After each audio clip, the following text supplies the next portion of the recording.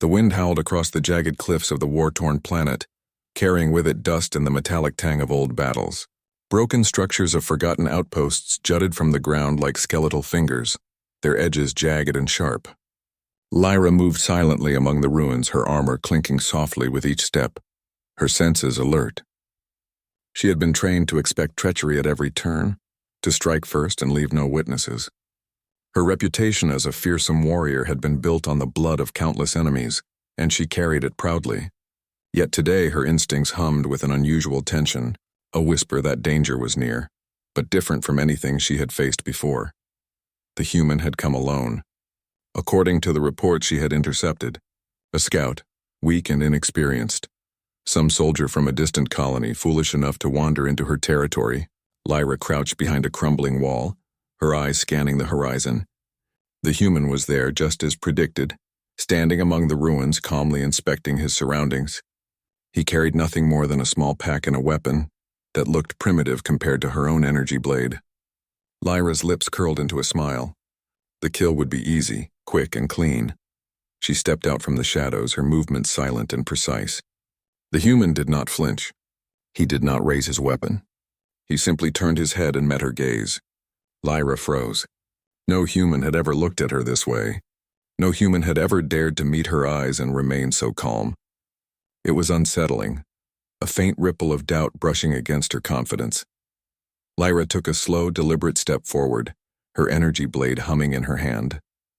"You should leave," she said, her voice low and commanding. "This is not your place. Leave now or die." The human's eyes did not waver. He lowered his head slightly in what seemed like acknowledgement, but he did not move. Lyra's brow furrowed. This was strange. Every other human she had faced would have either run screaming or lunged at her in desperation. This one had simply stood there, calm, almost fearless. It irritated her. It unsettled her, and that irritation made her move faster. She lunged forward, energy blade slicing through the dusty air with a hiss. The human moved, but not as she expected. He stepped aside almost lazily, letting her blade pass close enough to feel the heat but not close enough to strike him. Lyra's eyes narrowed. He was not just calm. He was fast, precise, careful. She had underestimated him, a mistake she would not make twice. She readied herself for another strike, her mind racing through strategies. Humans were weak physically, yes, but clever and unpredictable. This one's composure suggested intelligence beyond the ordinary. Lyra had fought many opponents, and she could sense potential in a warrior almost immediately. Something about this human intrigued her, even as it angered her pride. He had broken the script she had expected, and that made him dangerous, not just in body but in mind. Before she could strike again, the human reached into his pack. Lyra's eyes narrowed, assuming he was preparing a weapon, a trap, or some primitive device meant to kill. Her muscles tensed, ready to react, to end him before he could act. But what he pulled out was neither weapon nor threat. It was small, metallic, and unassuming, a device about the size of a fist. It had soft, smooth edges, and tiny lights flickered across its surface. Lyra tilted her head, confused. She did not recognize it. The human spoke, his voice calm, almost gentle. "This is for you," he said. "It can help." Lyra's first instinct was to attack. It had to be a trick. Humans had no honor here. They had no mercy. They only brought death disguised as mercy. She raised her blade, preparing to strike the moment he moved again. "Step back," she warned. "Or die." He did not step back. Instead, he extended the device toward her. "It can heal you," he said simply. "I know you are hurt. Let me help." Lyra's mind reeled. Heal her? From a human? Never. She had grown up knowing that humans were weak, fragile, and untrustworthy. They fought with desperation, and when defeated, they begged or screamed. No human had ever offered her aid. And now this one, this strange, impossible human, was offering her life instead of taking it. Her fingers twitched on the hilt of her blade, torn between instinct and curiosity. Her wounds throbbed. Even a warrior as strong as she felt the sting of fatigue, the ache of past skirmishes, the sharp bite of recent injuries. And yet, something in her chest tightened at the offer. Not fear, not anger, but a strange, unfamiliar feeling. Lyra took a cautious step closer. "Why?" she asked, her voice softer than she intended. "Why would you offer me this?" The human's eyes met hers without hesitation. "Because life matters," he said. "Because saving someone can be stronger than killing them. You don't have to fight alone. You don't have to be alone, Lyra blinked. The words were alien to her. Stronger than killing? Life over death? She had never thought in such terms. Her clan would laugh at the idea. Her enemies would consider it weakness. But she felt something stir inside her. A sliver of trust, curiosity, and confusion all at once. For a moment, she let go of her blade just enough to touch the device. It was warm, humming faintly against her fingers. Her wounds tingled, then began to close. Small cuts knitting together, bruises fading, her energy returning in waves she hadn't expected. It was miraculous. She pulled back, studying him with a mixture of awe and suspicion. "How?" she asked, almost whispering. "How did you do this?" The human smiled faintly. "It's simple science. Healing nanotech. It repairs damage, strengthens your body. I carry it for emergencies. I think you need it more than I do right now." Lyra's instincts screamed to reject him. Her warrior code, her pride, her history, all demanded that she strike, kill, or flee. But her body and mind, for once, did not obey. The pain had eased, the fatigue lessened, and something else had taken root. A recognition that humans, even weak and fragile ones, could be different, unexpected, powerful in ways she had never imagined. She looked at him again, really looked. His posture was relaxed, his gaze steady, his hands empty now except for the small device. No tricks, no hidden weapons, no lies, just trust. Before she could react further, a rumble echoed across the ruins. Dust fell from the crumbling walls. Lyra's clan had tracked her.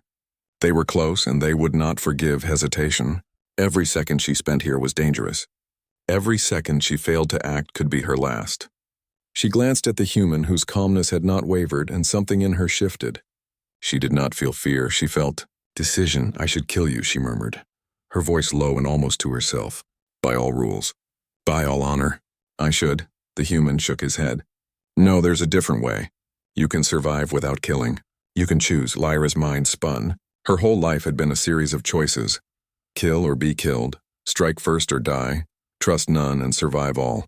And yet, here was a choice she had never considered. One that terrified and intrigued her at once.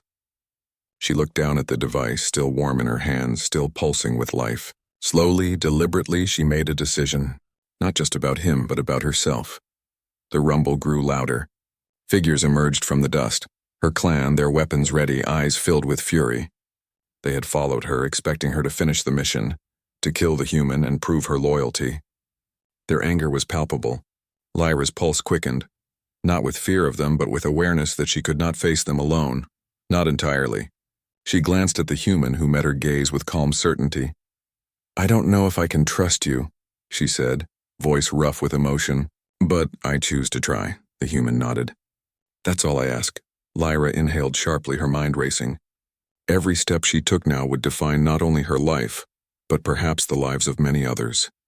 She had been trained to fight alone, to trust no one, to kill first and question later. Yet here she was, standing beside the human, ready to face whatever came with the strange, unexpected possibility that she was no longer bound by old rules.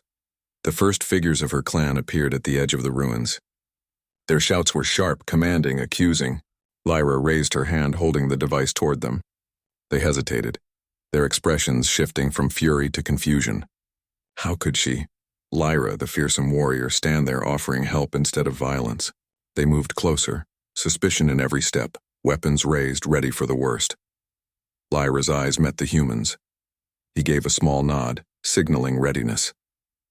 They were alone together, surrounded by enemies, yet something unspoken connected them. They would face this together, side by side, not as predator and prey, but as allies united by choice and circumstance. A figure from her clan broke through first, charging forward, energy blade raised. Lyra reacted instinctively, moving between the human and the attacker. Her own blade flashed, precise, controlled, not to kill but to disable, to defend. The human moved beside her, surprisingly agile, his small weapon efficient and deadly in its own way. Together they formed a strange, unexpected team. One human, one alien, facing forces that had once seemed invincible. As the battle began, Lyra felt a thrill unlike any she had known before. Fear, adrenaline, and the weight of expectation were there, yes. But now there was something else. Trust, connection, possibility. She had expected him to be weak. She had expected him to die. She had expected to give death, and yet here he was, giving life instead, offering choice instead of fear. And in that moment, Lyra realized that the world, her world, might be far larger and more complex than she had ever imagined. Lyra's clan surged forward, their armor glinting under the harsh light of the alien sun, their weapons raised and ready. They were fierce, trained, and loyal, and they could not understand the hesitation in their leader's eyes. Lyra had always been perfect, ruthless, unyielding, but now she stood beside a human, one she had expected to kill, offering neither attack nor submission. Her clan hesitated for a split second, and in that pause, Ethan moved. He was calm, precise, and careful, every step measured. Despite his smaller frame, he moved with a confidence that surprised Lyra. She had assumed humans were fragile, weak, and easily broken, but this one was something else entirely. He was alive in ways she had never seen, and he carried a presence that demanded attention without threatening it. He did not speak, only moved to intercept the first attacker, his small weapon flashing, deflecting a swinging energy blade with a well-timed strike. Lyra felt a thrill run through her. This was different from anything she had faced. They were no longer predator and prey. They were partners, two beings against a shared threat. Her instincts sharpened, her body moving with precision honed over decades. But now she moved with coordination, not isolation. She watched the human, learning the rhythm of his actions, the way he anticipated danger, the way he respected life even while defending it. The battle was fierce. Her clan's warriors were strong, experienced, and relentless. They attacked in waves, forcing Lyra and Ethan to adapt constantly. Yet every time they struck, they found the other covering a weakness, countering a move, creating openings where neither had existed alone. It was strange, exhilarating, and terrifying all at once. Lyra had never felt this way in combat. There was respect forming, not only for the human beside her, but also for a new idea, that fighting together could be more powerful than fighting alone. One of her clan's elite warriors broke through their formation, energy blade raised high, eyes blazing with fury. Lyra moved instinctively, stepping between him and Ethan. She deflected the first strike, spinning and slashing with precision, but the attacker pressed relentlessly. The human moved swiftly, aiming a series of quick strikes at the attacker's legs, causing him to stumble. Lyra seized the moment, using a move she had never attempted with an ally beside her, an intricate combination of attack and defense that disarmed the enemy without taking his life. The warrior fell, stunned, but alive. Lyra's clan gasped, shock and disbelief in their eyes. Killing was the only acceptable solution, yet here was their leader standing with a human using skill and strategy to survive and protect, rather than destroy. The human glanced at her, a faint smile on his face, and for a brief moment she felt something unfamiliar. Trust. The battle raged on for what felt like hours, though in reality it had only been minutes. Lyra and Ethan moved as one, reading each other's movements instinctively, anticipating attacks and setting up defenses without a word. Their enemies grew frustrated, unsure how to approach this strange partnership. Lyra's clan was relentless, but their confusion slowed them, giving Lyra and Ethan an advantage they could not have expected. Amid the chaos, Lyra felt a sharp pain in her side.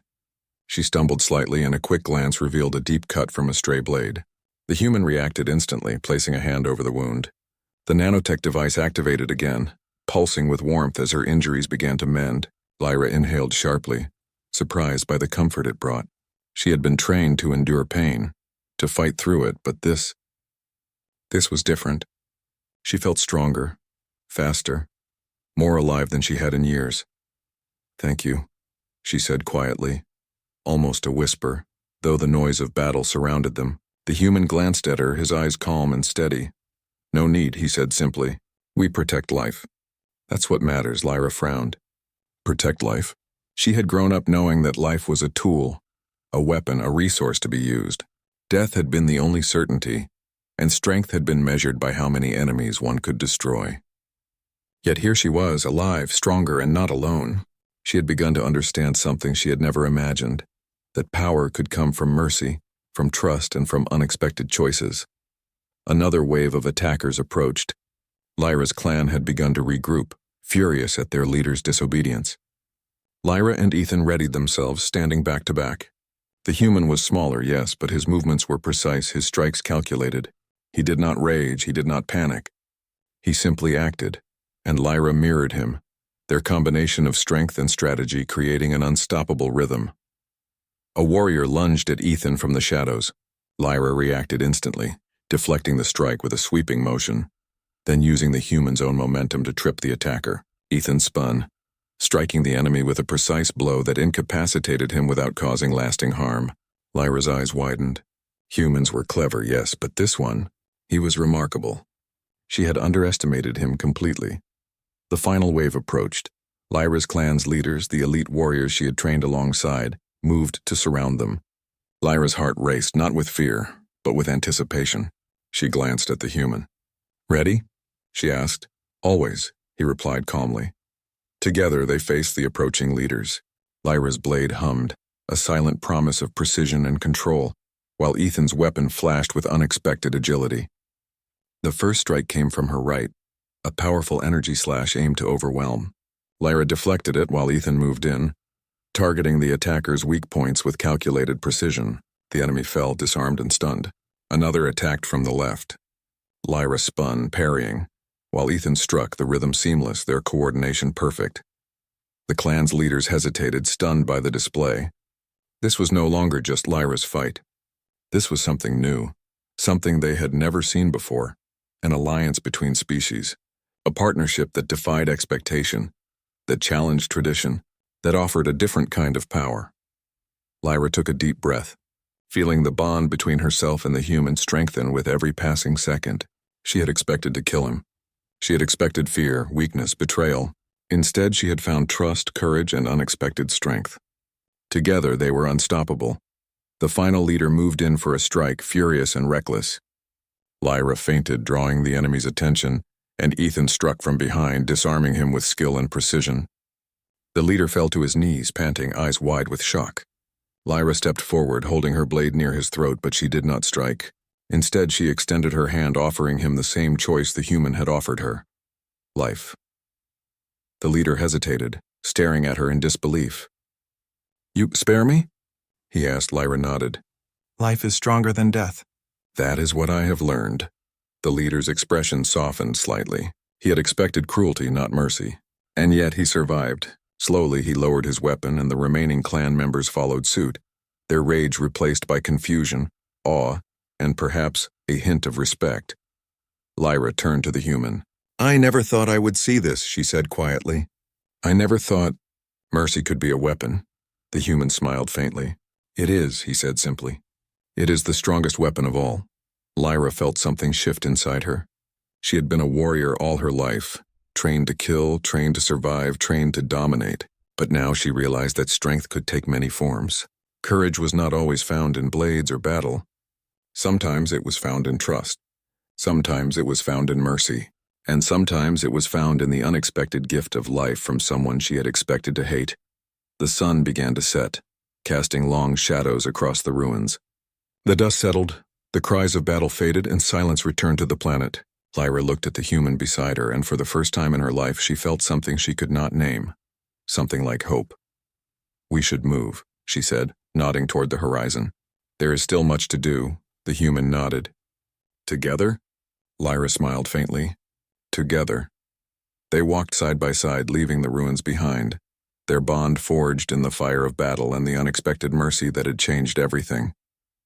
Lyra had expected the human to kill her. She had expected fear, pain, and betrayal. But he had given her something far more powerful: a choice, a chance, and a reason to believe that life could be different, even on a planet built for war. As they disappeared into the jagged landscape, the wind carried a whisper of change.